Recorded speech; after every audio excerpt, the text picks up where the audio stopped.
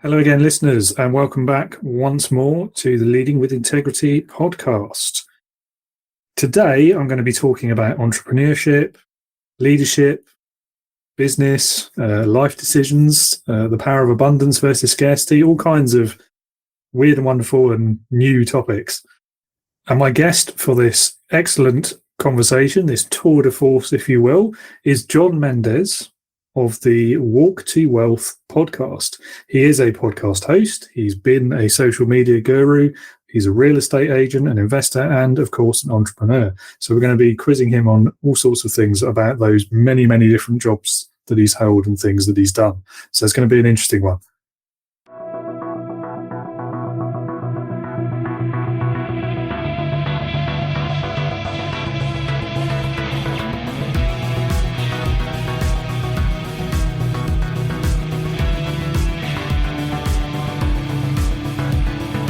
Welcome to the Leading with Integrity podcast. Leadership talk for the modern manager. With your host, David Hatch. John, thank you so much for joining me today. Looking forward to our chat. And I think I'm going to kick off really by handing the reins over to you, and hopefully I won't regret it.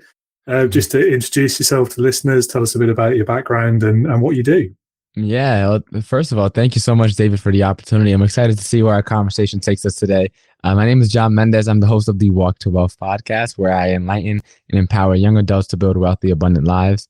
And I've been kind of doing this, and I've been in the podcast space a year and 1 month, just hit top 5% globally, literally a couple weeks ago from the time we're recording this. So it took me a while, but it's finally starting to get some traction. I'm finally on the right track. So that's a little bit about myself. Top 5%, congrats. Thank you, man. It's been quite the journey, man. Quite the journey. It's a lot of months where it's like no growth at all, and then backtracking, and then finally it's time to head back in the right direction. So it's been quite the journey, but it's something that genuinely fulfills me. And I can't not do it because the people I'm trying to target, the youth, we're the next generation, and the people I'm trying to target are my age. It's like people I went to high school with, pretty much.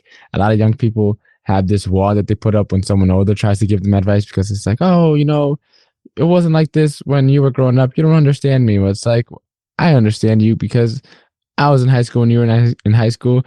I was in college during the pandemic, just like you guys were. And so I ended up deciding to leave college. But for me, it's like the information that I'm learning on the entrepreneur world, from the conferences that we were talking about earlier, from the books, from networking, from the connections, that stuff doesn't get talked about in school anyway. So I'm trying to bring out all this information that you have to go out and learn from, getting in the mud and getting in the trenches and getting your hands dirty and starting your own businesses. I'm pretty much doing that and bringing that information into them through the medium of podcasting.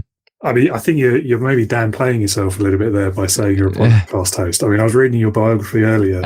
So there's podcast host, there's social media guru, real estate as well at some point, investor, entrepreneur. I mean, that's a lot of stuff. Which is your favorite to do, though? I'm going to put you on the spot there. Yeah, definitely the podcasting. It sounds great so now you give me the opportunity to dive deeper into my story, right? So for me, I wasn't a born entrepreneur, right? I wasn't selling the paper route. I didn't have the lemonade stand on the corner. I wasn't in school, selling candy bars. It's something that I picked up very later on in my life. And so for me, growing up, I grew up in the projects, right? It was 9 of us in a 2-bedroom. Money was very, very tight growing up, very scarcity-minded background. My Dominican side of the family raised me. And so for me, growing up, I never seen what it was like to really operate in, a manner of an entrepreneur, of a business owner, of someone who enjoys self-improvement and like working on themselves. And I always had the creativity, but not having someone in my life to kind of foster and cultivate that creativity, I feel like I was already an entrepreneur. I just didn't know it until later on in life, because I was always very creative, very happy, very optimistic. I had a lot of traits that typical entrepreneurs have. I just didn't have any business background or business people in my life to help me cultivate that. And so I started growing up, and it wasn't until maybe around, I think it was my sophomore year of high school, I had an entrepreneurship class, and that was kind of my first ever introduction to entrepreneurship. And the only thing I remember, honestly, is that we watched a show called Shark Tank every Friday. That was the only, I don't remember learning anything in that class, honestly, but that kind of was my first introduction to entrepreneurship. Fast forward a little bit. It was fall of 2020. This is during the beginning of the pandemic. Everything was extremely uncertain. I was still in my sophomore year of college, but we were sent home that semester. So actually prior to that semester. So I'm taking classes from online, and pretty much I'm taking these classes. I don't know what compelled me to do so, but I ended up finding myself in Barnes and Noble. I picked up 3 books. First of which was Rich Dad Poor Dad. And when I read that book, it shifted my paradigm. And I realized that there was another way of viewing the world out there that wasn't being taught in school, that wasn't being taught in my environment, that wasn't being taught in my household.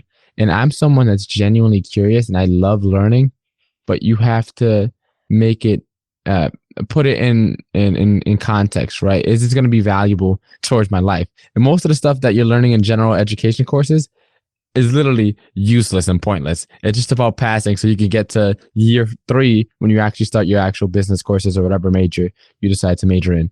And so for me, I read this book and I just started jumping into the rabbit hole of, personal finance, how to build my credit, how to invest in index funds, how to, which bank account should I use? And from there, I came back my spring semester, and that's when I realized that I just seen the light. Now I'm going back to these regular gen ed classes where I'm learning literal BS. And now it's like, I can't unsee the light anymore.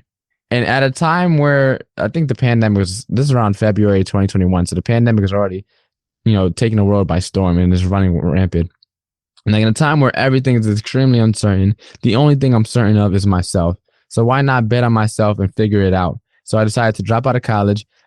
That's when I started my real estate classes to pursue my license. And then along the way, I taught some social media along the way. There's a story for that as well. And I started a podcast along the way. And ever since I jumped into this entrepreneurship world, I haven't looked back. Really underlines the power of books, doesn't it? I think they're off maligned these days, particularly by the younger generations, aren't they? It's like, well, why would I read a book when I've got the whole internet on my phone? But sometimes it's just good to have it, in one place. It's a focused thing you can do and you can read. But I'm old-fashioned when it comes to books. So no, I love books too because it's usually a lot more thought out. With podcasts and things like that, we're having a conversation, we're giving practical advice and concepts and strategies and things like that. But usually when someone writes a book, it's a lot more thought out and it's a lot more jam-packed with the good stuff, I guess you could call it. It's a lot more jam-packed. So a lot of these books, you won't get that information off of one podcast episode because you have to funnel in so many different ideas, and out of all those ideas, kind of pick out the very best of the best ideas that are still all in kind of alignment with what the book is trying to showcase or tell, the main story of that book. And so there's a lot of funneling that goes on when writing a book, and a lot of the ideas that originally start off with kind of don't make it down to the funnel, which is like the end book. And by the time you get that, it's like, well, you have this amazing jam-packed product filled with, super good stuff and knowledge.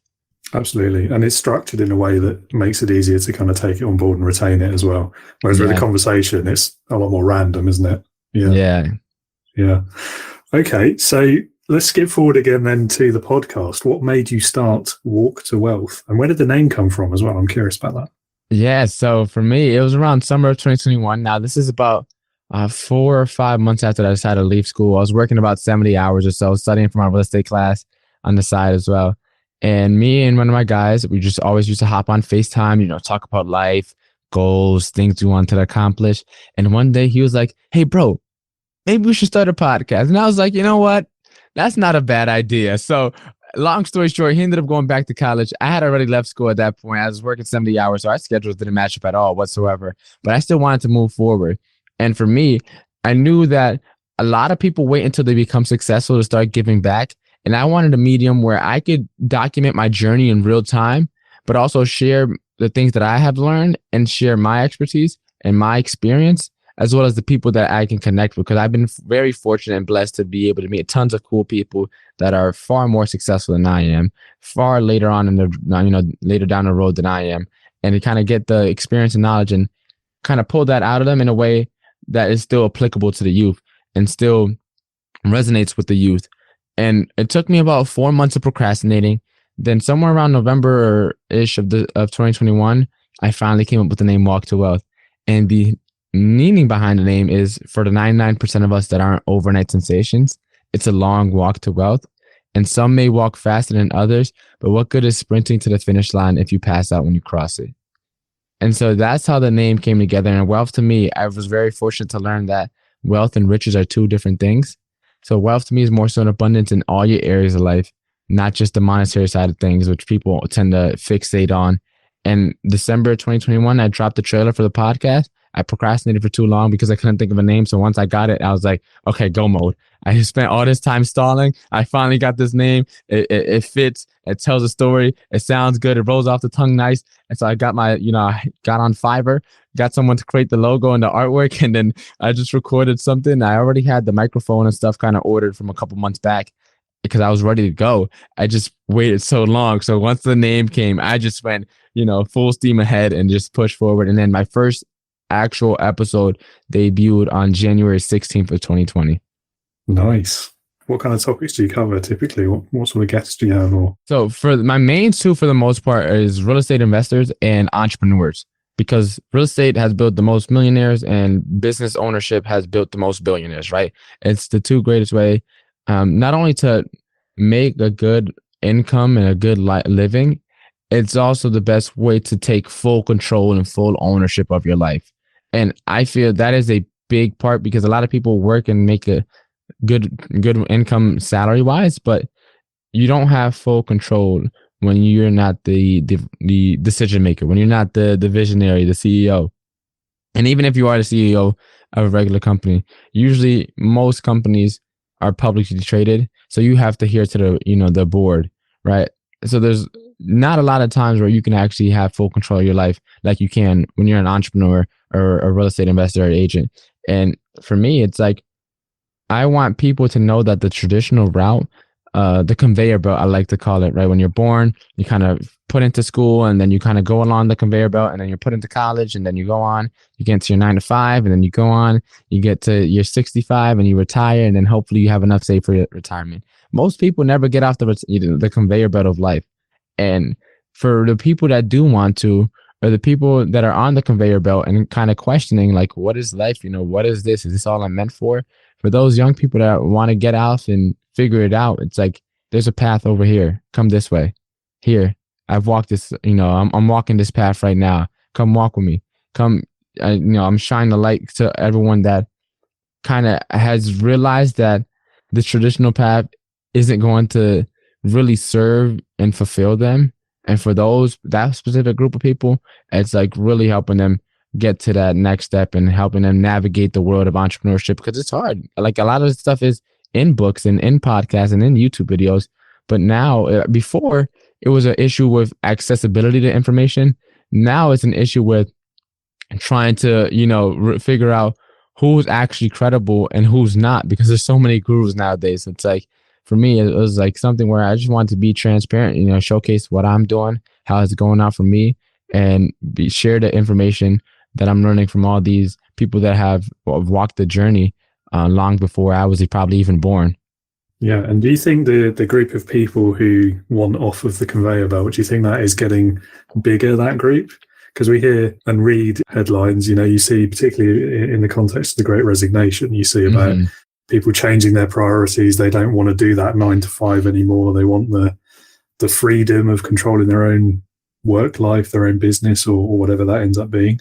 Or is it just a headline? What do you think? No, it's definitely something that people are dealing with right now. The Great Resignation is a very interesting concept because a lot of people also are quietly quitting. So it's like, a lot of people are still at their job, but aren't giving it their all. And then there's also a large group of people that have just been like laid off altogether because of the cutbacks that, these big corporations had to make.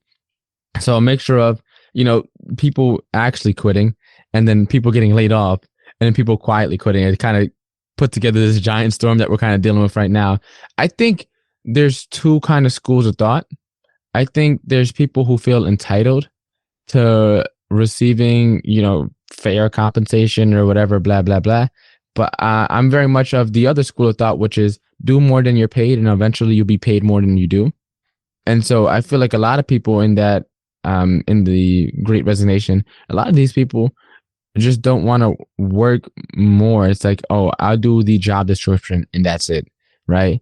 And then there's other people who are like, okay, I want to do the very best, but I have no room for growth here. And a lot of people are in companies and corporations that are ill managed, and there's not a leader or a visionary that's taking them in the right direction, and they didn't see that beforehand.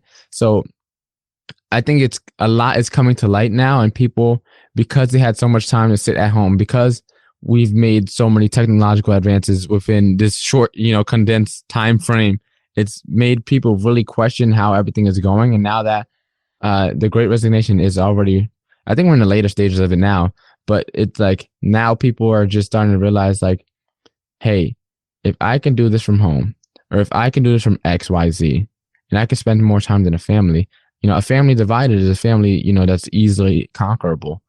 And so it's like bringing back that family unit, and people are starting to realize that money can't buy you everything. It can't buy you health, and it can't, do anything when the whole world is shut down. So it's like you're going to be sitting here spending time working for pretty much nothing and expect to be fulfilled and happy and content with what you're doing.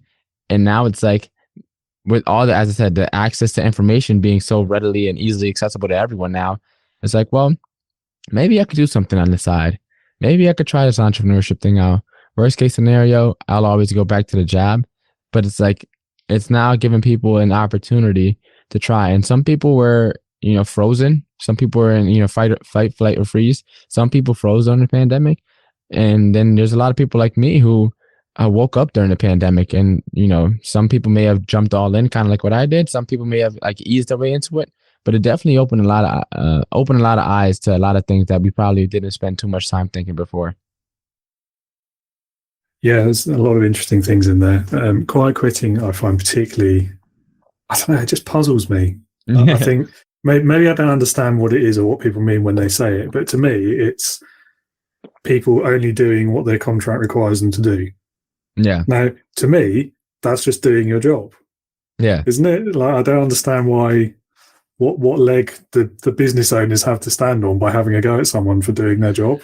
But I get what you're saying as well about you do more than your job and then eventually you learn more.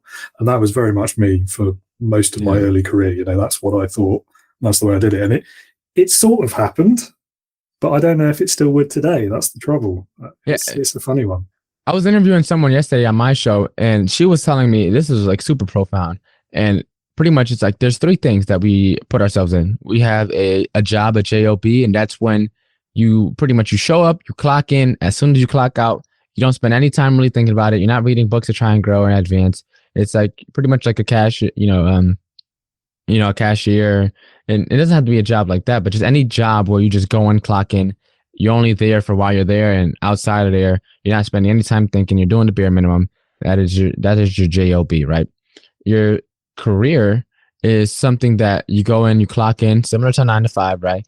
But you are looking for that next stepping stone within the opportunity that you're in, right? So that could be a promotion, that could be a new position, that could be, more responsibility, whatever it may be. But you are actively trying to grow within that. And then the third thing that you could have is a calling. And that is something that you do despite being paid. And that's something that you put your all in. It's something that you can't turn off. It's something that you're always thinking about. Like for me, like helping people, I believe genuinely that the world would be a better place if we were just more financially literate and had a mindset of abundance. And the financial literacy is just understanding money. It doesn't mean you have to be rich, just understand how it works. And then with the mindset of abundance, it's, realizing that, having an attitude of gratitude, coming from contribution, realizing that, you don't have to take away from someone else in order for you to have yours, right? The things like that, and just more so perspective. And with the quiet quitting, it's like a lot of those people, it's almost like they have an opportunity for a career, but they're treating it as a job, and they expect that if they do the bare minimum, then they should get a pretty much a raise first, and then they'll meet the needs of the new job requirement. But they want the raise first, or the promotion first. And for me, it doesn't work in my head. I can't fathom that idea. I genuinely don't comprehend it, although I try. And I mean, I guess I can kind of comprehend it. It's not that complicated of an idea, but it's like these business owners are taking a risk by hiring us, right? If we work in a 9 to 5 job. And there's a ton of people that the hiring pool is very large. And so in order for them to move you closer up the chain, these business owners have probably taken a ton of risk, a ton of overhead to even put that business together and get it off the ground. They're not just going to let anyone in. Just think back to high school, right? You wouldn't let anyone in your circle. You can't just let this is your crew, this is your clique, right? This is your baby. A lot of these business owners put their their blood, sweat, and tears. Like, look at Elon Musk. Like, he would sleep in the factories that he was starting up and work 100-hour work weeks. Like, the entrepreneurship world is not for the faint of heart, especially when you want to scale to that level. So to think that someone is just gonna promote you and boost you up just because, it's like almost I don't know what the right word to label it would be called. And I'm not just gonna throw a random word out there just to put a tag on them. It's like it's something that doesn't really make sense to me. It's like, and it's probably because a lot of people don't spend time thinking about how actually difficult it is to become an entrepreneur and a successful one at that. So I think that's what I think. No, it's an interesting take on it. I see where you're coming from as well. I guess part of the problem is when it's such a widespread kind of phenomena, if you like, is trying to understand it all by the same rule. I think there's probably quite a lot of companies where it's exactly as you say, it's people expecting more than they've earned. And understandably, particularly in a small business where the business owner is there and they're the one who's, as you said, they've taken the risk. They're the ones who've made this company happen. And they're not going to give away money for nothing, are they? Because they wouldn't stay in business very long if they did. But then the other side of it, there are definitely companies where they're taking advantage of the employees. Oh, yeah. In which case, absolutely fair enough. No, if you want me to do more, pay me more. I get that. So I see both sides of it, and it'd be really interesting to see some global economic analysis of that, of how many of which type of companies there are and who thinks what about where they work and all that sort of thing. But I haven't seen anything like that yet, unfortunately. It's something that's difficult. It's like we have a negativity bias, all of us, and so it's a lot easier to see the bad apples, but there are a lot of good apples. But here's the issue: it's like a toxic relationship. It's like you're complaining about the pay, you're complaining about your boyfriend or girlfriend, but they cheat on you every week. It's like, leave. Oh, but John, it's not that it's not that simple. I have a kid, I have a family, I have a mortgage, I have this, I have that. Well, it's like, okay, well then figure out how to leave. Oh, John, but I don't know where to start. It's like, okay, well, if you're gonna spend more time on making excuses versus finding solutions, you're never gonna be able to leave that relationship or leave that job. So it's either you suck it up or you suck it up, right? And there's no other option. You either suck it up and leave, or you suck it up and figure it out so that you can leave. And it doesn't mean you have to go cold turkey and just drop out like that same day, but also that same fear that's holding you back is the same reason why you're going to see yourself. Isn't back to the relationship thing analogy. A lot of the times, if you don't learn the lesson that you're being taught, it's going to come back around in the face of a new person. So if you have a toxic person, let's say your boyfriend or girlfriend cheats on you and you let it fly, you've seen the red flags. Now you broke up with them a couple years later, right? You get into your new relationship. You're going to find yourself pretty much dating the same person, just embodied in different people, right? It's the same thing with your jobs. If you have a job where you're getting taken advantage of, you're just going to find a new job where you're going to be taken advantage of, right? So you have to look internally and start reflecting. And it sucks to realize that everything that you do, like all the answers that you need to solve whatever problems for the most part that you're facing, it could be solved by looking in the mirror, right? It's somewhere that person that you're staring at has all the answers that it needs to solve these problems. So you have to do a lot of reflecting. It kind of sucks to say, hey, it's my fault. But it's like Jocko Willing, he's a Navy SEAL. He talks about extreme ownership. And when you have extreme ownership, you may not have to go as extreme, but pretty much when you have ownership, you have power. And if you blame other people, you're also giving them the power. Because if it's your fault, David, that I'm not successful, unless you change, I will never, ever become successful, right? So I just now given you the power and domain to rule over my entire life. I have pretty much essentially just become your slave. I have no control over the rest of my life because I blamed you. And it sounds so extreme, but when you realize, like, if you just take ownership for everything, for all the choices, right? I love this quote. It's when you're born, you look like your parents. When you die, you look like your choices, right? What choices are you making that made you get into this situation to begin with? What choices are you making that continues to put you in these situations where you're not being properly valued, where you're not being properly loved and taken care of and invested in and acknowledged, whether that's your workplace or your, like, life at home or your life with your friends? It's like, it's all kind of the same lessons that just kind of portrayed in different, areas of your life. Yeah, I really like the point about ownership, and I think that's why some of the best leaders and the modern approach to leadership, it does promote ownership in the team. And I think there's a reason why that becomes a recurring theme, isn't there? Yeah. Yeah.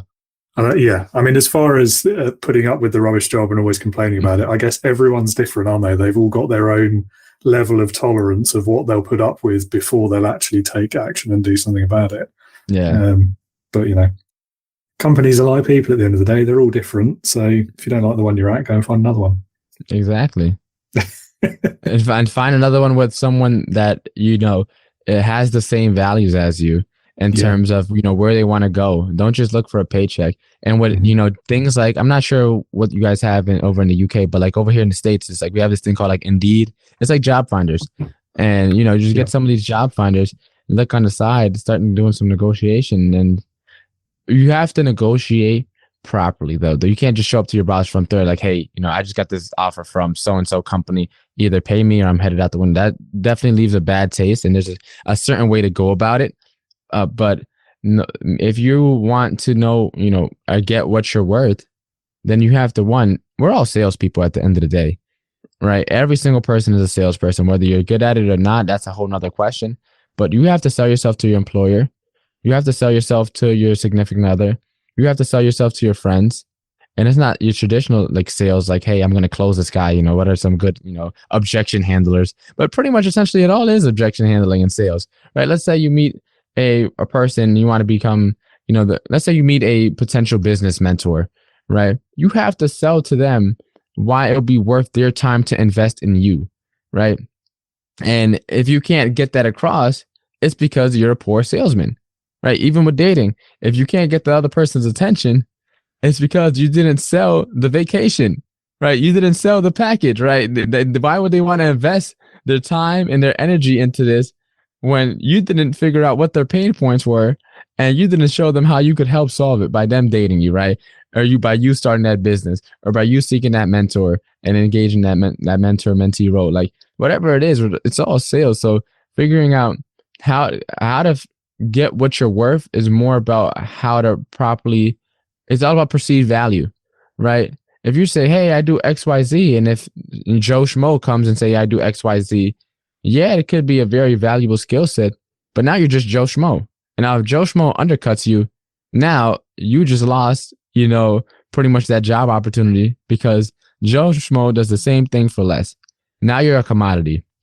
And people like Alex Hormozy and all these guys, Russell Brunson, all these big time sales and marketing guys, they talk about presenting an offer, right? You have to know how to present an offer that makes you more desirable, that makes you have more perceived value, whether that's for you in the dating world or you in the business world or pretty much any avenue that you decide to go down. Yeah, that's an interesting comparison as well. I mean, I guess the other option is you do what we've done. You go, rather than trying to find a company that fits your values, you start one.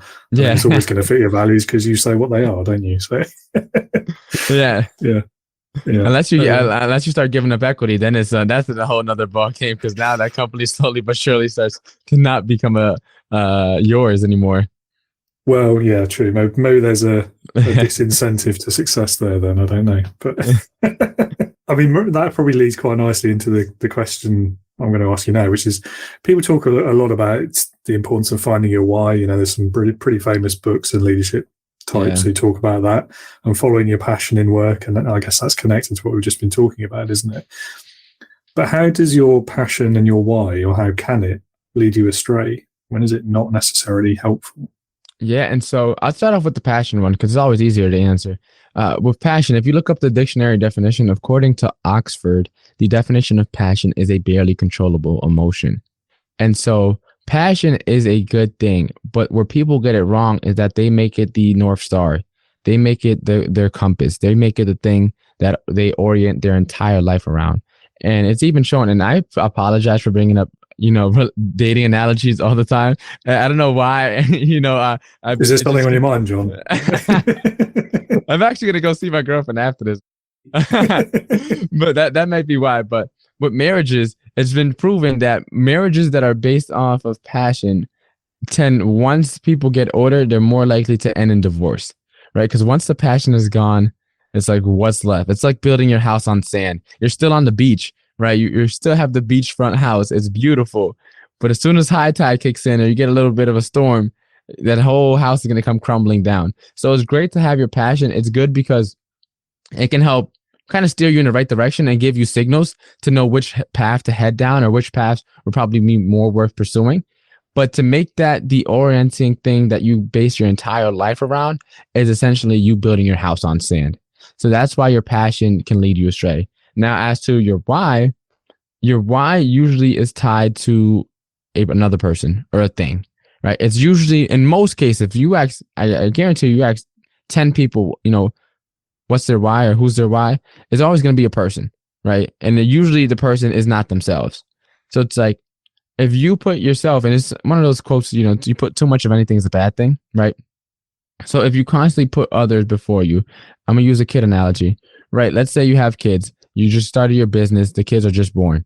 Now it's like, I got to grow this business so I can fund the life I want for my kids. Now your kids finish school, they leave, they have their own jobs, they have their own partners, and they're starting their own lives. Now, pretty much everything that you worked hard for the last 20, 25 years for those kids is swept from underneath you. Now you're in your mid-years having a midlife crisis because your entire identity has just been, has just crumbled in seconds, right? And so it's like, you put others before you long enough and you will eventually lose yourself. And when you do lose yourself, it's going to be hard, depending on how long you invest into others, you're going to eventually lose yourself. And it's going to be very hard to find yourself, because then it's like, well, why? Right? Why? What has anything that I've done actually been meaningful if it just led me to this point, to this dead end, to this dark abyss? And so it's like, you have to understand that you have to put yourself first in order to be there for everyone else. You have to make sure that you're good in order to be there. You can't pour from an empty cup, right? Or from a cup that's draining. Let the cup overflow and then pour from the drip that's spilling over. And a lot of people, they give so much of themselves. And it's the story of the guy who was building a house. And every time someone would come and ask for a brick, he would hand them a brick. Fast forward, everyone had their houses built and he had no bricks left to build his own. And no one had any spares to give him back. So now he's homeless because he was constantly giving away his bricks. He has no home, no one to help them. Everyone else has their home. And it was very honorable, very, I guess, good to, help others. But if he had put himself first, built his house, he would have had more opportunity to go and help others had he focused on himself first and then showed up for everyone else instead of showing up for everyone else instead of himself. Yeah, I think there's a middle road, though, isn't there, where you do enough to keep the roof over your head, but then if that's what you want to do with your time, devote it to helping others. Yeah. For the most part, from what I found personally in my own experience, is that all the people, once they got the roof and the house taken care of, and the food and the partner and all that stuff and the kids, it's like there's nothing really more to do than to give back. Once you cross off, it's like, how could I help more people? And the idea of making solely enough to take care of yourself and take care of your own bills is a very selfish idea, because, what if your mom gets, terminally ill? What if your best friend needs surgery? What if your best man or, the bridesmaid, whatever, has a crazy situation where it's like they've just been uprooted from where they live. If you only have enough to take care of your ends and make your own ends meet, when the people in your life that you love need it the most, you're of no use, because you're spread so thin to, you have your stuff taken care of and you're comfortable, but it's like anything beyond that is you're pretty much no more. So it's like, as soon as you get to a point where it's like, I'm taken care of, the lifestyle I want to live is all good. It's just like, how can I give more so oh, how can I make more so I can give more? And there's this framework at Keller Williams, the real estate company that I'm with. And it's like, you want to make $1 million, that's gross, right? Then you want to net $1 million, and then you want to receive $1 million, that's getting it passively. And then you want to be able to give $1 million. The last step is giving, right? Once you get to a certain point, it's just like, how can I just give more? Whether it's more of your time, more of your energy, more of your hard work, more of your money, more of your donation, your contribution, whatever it just is. It's just like, how do I give? How do I pay it forward? And when you're talking about the passion and the why there, it reminded me of a previous guest, Dave Hollenbach, and he was a former firefighter, and he was talking about this problem where you make what you do your identity. Mm-hmm. And you see it a lot in forces veterans that I've spoken to, and jobs where what you're doing becomes who you are. Yeah. And Dave was very, very vocal about how dangerous that can be to your mental health, to your personality, to your future, really, because at some point you're going to have to stop doing that thing. Yeah. But if that thing is you and who you are, then it can be crushing. It can be potentially, quite destructive to you. And it made me think, as well as you were speaking earlier, about actually entrepreneurs are probably going to fall into that category as well, because there's such an identity thing wound up in that. So I think, it's important to look after yourself, but it's also important to have varied interests and things that are contributing to who you are more than just that one thing, whatever that one thing is. Yeah, it's about, taking out, who is David when he takes off all the hats, right? When he's not the podcast host and the business person and the person with a coffee mug, right? Like when you take off all the hats, who are you? And getting back down. And usually the answer is the kid version of David, the little you that usually gets, swept under the rug with all the, whether it's trauma, indoctrination, bad experiences, whatever it may be that you might have experienced growing up, all that stuff kind of piles up and just covers up, that little inner child that you had. And then you have to kind of peel back the onion. If you think about it, every kid could be an entrepreneur. There's no kid that can't be an entrepreneur. There are beyond genius level, because everything they do is learning. They're always constantly learning. As we get older, it just becomes more and more automated because we've done it so many times. But the rate at which they learn at that age, literally every experience is a learning moment, because they're just now getting into this world. And so it's like at that age, and their creativity is beyond the roof. So it's like, who are you when you were that little kid? And so you get older, you become an adult, and then you realize as you get older and wiser that who you really are is that kid. You just kind of evolve. So now you have to peel back that onion to kind of figure out who is that, that real David, who is that real version of John that kind of just got trapped away as we matured and as we let life kind of get the best of us. Yeah, for me, it is at least 95% the coffee mug, I'm afraid. More its contents than, Yeah. And then it's just like another interesting thing too that I've been learning and just that when you figure out who you truly are and you start figuring out your purpose, you decide to develop some sort of mission for your life. And the difference between, a mission and there's one guy I was talking to, he was like, my purpose was, writing this book. And once I wrote this book, I had a time where it's like, I didn't really know what to do with myself anymore. And I was like, no, he was a lot older than me, so he wasn't listening. He wasn't looking to listen to me, but it's like, if you can accomplish what you're aiming for in your lifetime, it is the goal. It is not a mission. A mission is something that transcends you. That's why all the best visionaries and the best leaders have so many people within their companies and their organizations, because they have this thing that's almost larger than life itself. Something that, no matter how many lifetimes, it's like, you'll never stop. Like for me, I want to take my podcast from something that's not just a weekly episode. I want to turn it into a movement, right? Because a lot of people want to become entrepreneurs, and a lot of people don't get that advice, especially growing up where I grew up. Like I was very fortunate to see both sides of the spectrum in terms of what wealth and abundance and affluence could do for you. I had friends who have summer houses that were like beyond imagining. Like in the basement alone, they had like a movie theater, a sauna room, a gym, like you're just in the basement. And so it's like, but then I have also friends that are doing a lot of time in jail. And so it's like seeing both sides of the spectrums open your eyes and give you a level of awareness to the reality and what each path can kind of go down, and kind of just helping people realize that for you to have a vision, it's like you'll never be able to keep on doing it. Like, so for me, it's to help young people, right? So it's like, no matter how many young people I help, no matter how big I get, it's like there'll always be more young people, right? There'll always be more people that I can help. It's something that I'll never, but it's something that I'm in continual pursuit of. It's something that transcends me and that I can aim towards in hopes of it. But it's almost like, I'll never see the promised land, but I'm trying to help people get there, as many as I can, at least, to use a kind of Bible metaphor. Spot on there. People talk about their mission as though it's something they're going to achieve and then retire. And no, you're right. It's not a mission if you can actually achieve it in your lifetime. It has to be something that goes beyond you. Yeah. Yeah. Yeah, I really like that.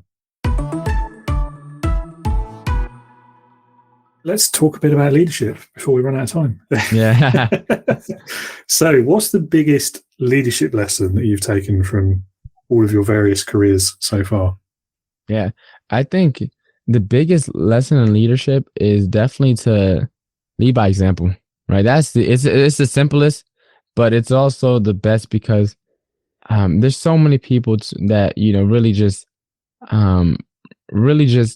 say little things and like, oh, I'll be there on time, and there's like a couple minutes later, I'll do this, and it's like the little thing adds up, and too many of those little things, we start to internally change the way we view ourselves. And so if we can just make sure that we're people that are honorable, that are our words, I feel like mean everything and nothing at the same time, because we assign meaning to words. But at the same time, if we give someone our word, that is something that is extremely important. And so it's like leading by example is one of I think the simplest and easiest ways to be a good leader. And you may not be a good leader because if you're leading by and doing bad things, yeah, you're technically still a leader, and you're good at leadership because you're doing what you want other people to embody, but you're not actually like a good, like a morally good leader. So it's like, hopefully you're morally good and you're also standing by the principles that you also live by, and living out those principles in your day-to-day, not only in the business, but character is what you do when no one's watching. It's the same way with leadership, right? What are you doing when no one's watching? Are you maybe transferring another 0 or 2 in their counting? Are you, talking back about your employees when they're not looking? Are you, selling one thing as a nonprofit and then taking some of the proceeds to fund, personal, selfish endeavors? Like, are you a person that is honorable? Are you a person that lives on what they stand and embodies that in their day-to-day, not just in the business world, but in everyday life in every aspect? Yeah. What are you leading with integrity, for example? There we go. Mm-hmm. I got the phrase in there. Yeah. Leading by example is one of my favorite ones. I have to say, it's so powerful. And it is simple. You're right. I don't know if it is always easy. Yeah. Sometimes it can be a struggle. But I think it speaks to credibility as well. And why should anyone follow you as a leader? Like and the classic one that you mentioned as well is being late or being on time, right? So why should anyone show up to work on time if their leader doesn't rock up to 11 o'clock or whatever? Another quick one. Sorry, I just thought of this. It's like, no one will get in the car with you if you don't know where you're going, right? So know where you're going to. And so it's like, you want to take the wheel and start driving. It's like, well, where are we going? I don't know. People are going to hop out, right? So you got to know where you're going before people get in behind the car with you. Yeah, I like steering the ship as well because they move slower and people won't get hurt by jumping off it if it's moving. Whereas the car, that could be quite problematic. Well, hopefully the people can swim. Yeah, well, that's true. Yeah, you can think of that. I have to think of another one now. What's the best piece of leadership you've ever seen then? One of the best example, I'll give like a celebrity example and then like a person that I've met. I think LeBron James is a pretty good leader, mainly because he was in the limelight since before he even stepped foot in like to his junior year. He was already on the cover of Sports Illustrated. And to go that long in the limelight, he's been playing basketball now 20 so years and not really have too many stains. There's a couple things I disagree on, but like in terms of just being in that high pressure, like everyone is, trying to find something to tear him down. And it's like, and now he has the Jordan versus LeBron GOAT discussion. Like people have been antagonizing, and trying to find things to like pick at with LeBron for so long, and just to be in the limelight. All of his boys from high school are the same people who runs his, like, help with his businesses. He has his high school sweetheart as his wife. Never any rumors of infidelity, or anything like that. He's in his kid's life. His kids are being brought up playing sports. His kids never had any issues with, the law system, the legal system, or drugs or anything like that. So I know of. So I think he's a pretty good example for the most part. Again, I disagree with some of his viewpoints, but he's a pretty good example of a leader that's been living by his own values in the limelight and sticking to them. Someone in my personal life, I guess I could say, is there's this mastermind that I'm in called Pivot Shift Ahead. And it's the guy who runs it, James Shaw. He's a dope dude. He definitely very, coming from contribution, very giving, very loving, very vulnerable, transparent, and leads the group and made an environment of people that, are really just loving, caring, and genuinely looking to help others without anything in return. If I had to ask you the opposite question, what's the worst leadership you've ever seen? The worst. There's usually one thing that stands out in people's memories when I ask this question. But the first thing that came to mind really is my old basketball coach. He took away something that I loved, and basketball was my first love, and he definitely made me realize that, like, he didn't know how to bring the best out of people. He didn't know how to, for lack of a better way to put it, to use people, but not use people in a bad way, but use people in, like, to bring out their strengths, develop their skills, help them grow as a person. That was, especially at that age in high school. I was the freshman year playing basketball, and he really made me not like basketball anymore, not enjoy it. And it's always, I wouldn't say it's a regret stopping playing after my freshman year, but it's always one of my biggest what ifs. Like, hey, what if I just stuck with it? But he definitely wasn't someone that understood, people's strengths and weaknesses, and didn't know how to put people in the best positions to help them succeed. Didn't really know how to make people feel like appreciated, I feel. And I'd say that was probably when you said bad example, that's the first one that came to mind. There's always one, isn't there? It's funny how people often struggle to think of good examples of things, but the bad experiences always stand out. And I think it goes back to what we were talking about earlier, actually, doesn't it? With people are far more likely to complain than they are to, I don't know what the opposite is really, express gratitude or say, do you know what, that was a really good piece of customer service or something like that. It's weird. It's like you were saying about most people tend to come from that negative mindset, don't they? But it does show, I think, the power that leaders have over people. Yeah. And you can, that one experience, even years later, of a bad leader is still standing out in your mind. And it's it came to mind super quickly. I was like, bad leader. Well, boom, I got it. I got one. Yeah. And I think that's why I'm so passionate about leadership and getting it right, because if you get it right, things will go well and you'll succeed as a business, great. But if you get it wrong, you've affected someone probably for the rest of their life. They're always going to remember that terrible experience that you've inflicted on them. So that's why leadership is such a responsibility, and not just a right or a perk or whatever else you want to call it. Yeah. What would be your best piece of advice for a first-time business owner? Don't get shiny object syndrome. Don't let your creativity run you wild. Have creativity and put guidelines, kind of like a guide rails alongside. Like when you're going bowling, how they have the rails up, put some rails up. Let your creativity run wild within the rails, because if not, like my bio sounds very fancy, but there was not a lot of things going well for me last year. My real estate leads were falling through the cracks. I wasn't getting any transactions done. I started at SMMA, then I was offering content creation services. And then my first client, I was like, I already create content for myself.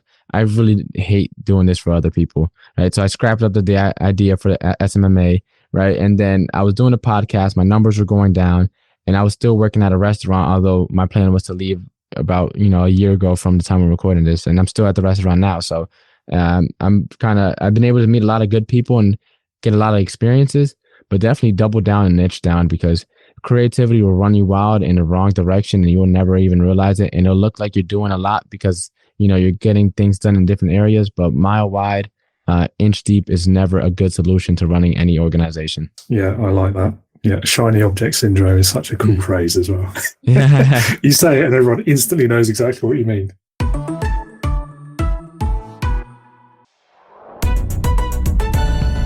Leadership Heroes. All right, last question. So I think you may have already kind of answered this, but I'll ask it again anyway, and we'll see if we get a different answer. You called it Leadership Heroes. So if you had to pick a single person, alive or dead, past, present, if you want to pick someone from history, that's cool. Real or fictitious, if you want as well, who, in your opinion, would perfectly embody leadership. Who would that be and why? Yeah, so I'm a man of faith, so my answer is always going to be Jesus Christ. And like for me, there's so many practical lessons that could be taken away from. We talked about leading by example, right? One of my favorite stories of him is during the storm. They were in the middle of the ocean, in the storm or the sea or whatever, and they're on the boat and everyone's panicking, and he's over there taking a nap. And it's like being able to be calm, be still during the storm, despite no matter what's going on with the pandemic, right? That happened in real time. While everyone was panicking, I was trying to figure out how to get into this entrepreneurship space, how to, get into my real estate license, start my business. Like while everyone's panicking, be calm, and also like washing the feet of your disciples, right? But humbling yourself, right? You're never, although he is, in our faith, like pretty much God himself, the Son, right? It's like he humbled himself to get down. Like just because you're in a leadership position doesn't mean you're better than anyone. Doesn't mean you can, you have a tyrannical reign over anyone. It's like being humble, knowing that your people are important, take care of them, and enlighten them, and allow them, invest in them so that they can grow and do on their own thing, right? All the disciples, for the most part, carried on the message long after Jesus was gone and went back to heaven, right? It's like they were inspired. They were felt compelled to continue on going, right? That's what goes back to the mission statement, something that lives beyond you, that transcends you, right? It's all that stuff. And there's so many things that you could probably list from there, but those are the first two that came to mind. No, that's really good examples as well, actually. I particularly like the staying calm in the heat of the storm. And that comes up quite a lot in leadership, doesn't it? And where people,